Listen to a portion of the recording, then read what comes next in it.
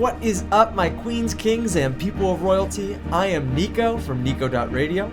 Over the last 4 or 5 weeks, we've been working together to create the perfect boomers and zoomers guide to audio recording. We covered audio interfaces in week 1, microphones, digital audio workstations in week 2 and 3, and finally for week 4, we're going to be talking about the most important thing to purchase in your recording process, and that is a set of headphones. Having a good set of headphones is usually bypassed, and it's one of the more underrated things you can do.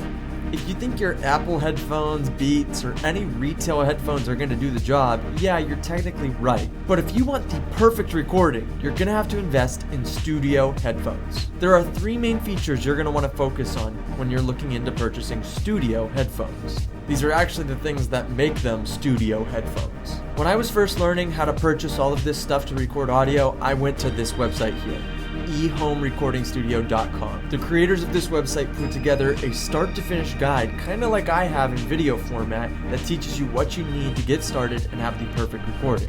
When I purchased these headphones here, which I'll talk about in a few seconds, I went to this website first. Basically, they start off by saying that there's 2 different types of studio headphones, closed back and open back. I'm going to take off my headphones to demonstrate that this is the back of the headphone. And if it's closed, not much sound will leak out unless it's really loud. And that's why it's good for recording purposes. You don't want your microphone to pick up what your headphones are playing. And these headphones are open back. Typically, open back headphones are used for mixing because there's no dampening, there's no muffling. You're gonna get the clearest sound if the backs are open on your headphones. Now, I'll go out on a limb to say that you can use any of your standard closed back headphones to record with to start off. Investing in closed back headphones might be for someone who really wants to set up a podcasting or recording studio at home. For closed back headphones, I agree with what eHome Studio is offering. Their 6 picks, my favorite on the list goes down to number 4, the Beyerdynamic DT770 Pros.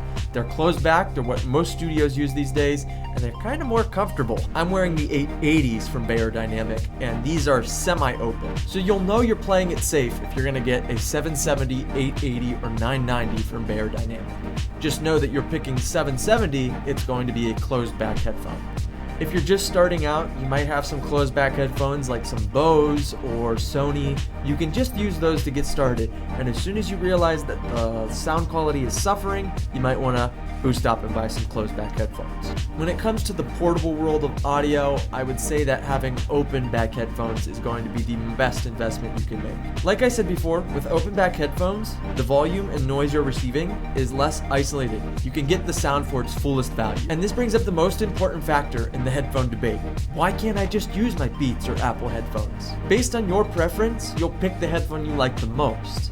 And that's why Beats took over the hip-hop and rap market when they said that theirs provided the best bass. So like I said in the past videos, it's better to get acquainted with the brand names that you see here to understand that they're providing a different product in a different market. In the open back headphone market, you need to be focusing on the frequency response of all of your headphones. Conveniently, on headphones.com says that frequency response is the measure of a headphone's ability to reproduce all frequencies equally.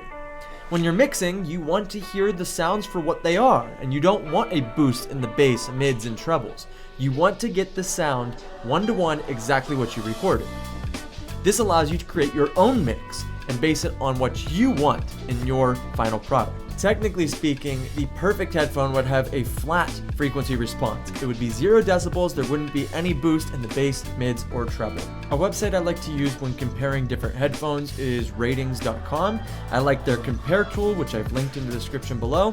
You pick 2 headphones that you're looking to shop for, and you see what their frequency responses are. For the sake of this video, I'll be comparing 2 drastically different headphones. The headphones I'm wearing are Beyerdynamic DT880 Premium or Pro, but they align with the 880s. They're compared to the Beats Studio 3 wireless headphones, which are the same looking type of headphones, closed back, and more on the retail side of purchase and listen to music. You'll immediately see the gray line is the Beats, and they are heavy in the low bass up to the mids.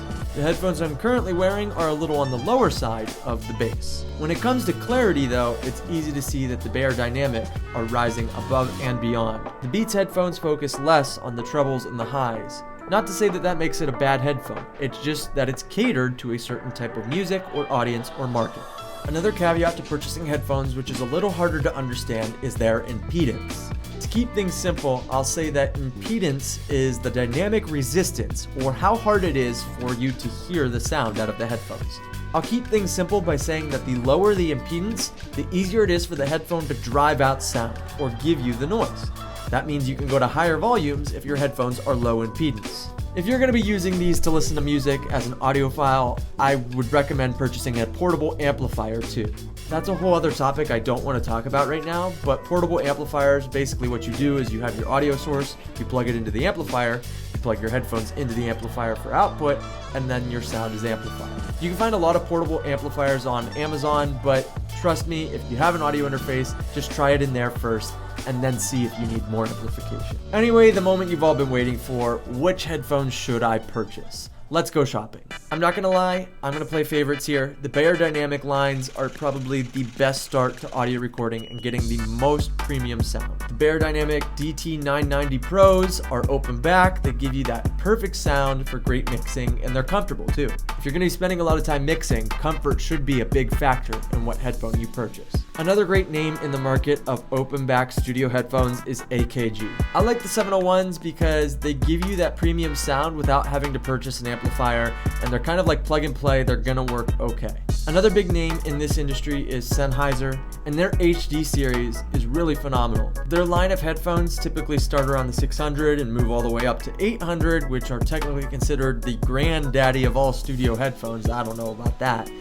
But they'll all provide the same product. Pick the right frequency response, look at the impedance, definitely look around in the questions and answers section on some websites to see what other users have used to get the right sound.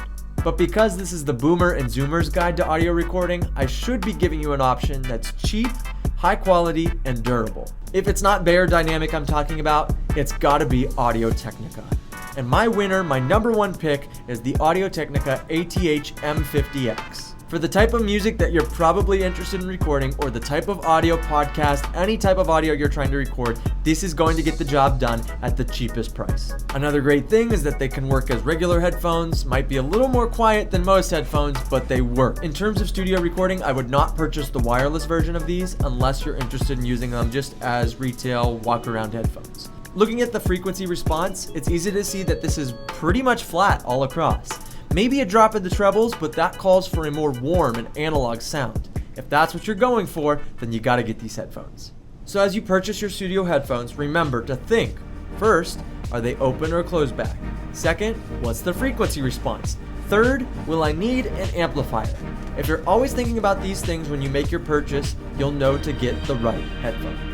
I've linked all of my suggestions down in the description below, as well as all the websites you can use to find all of the data. I hope this helps you make the right pick. And remember, if you want to share anything you've recorded with us, just put it down in the comments and I'll be happy to listen and give my feedback. Thank you for watching the Boomer and Zoomer's Guide to Audio Recording.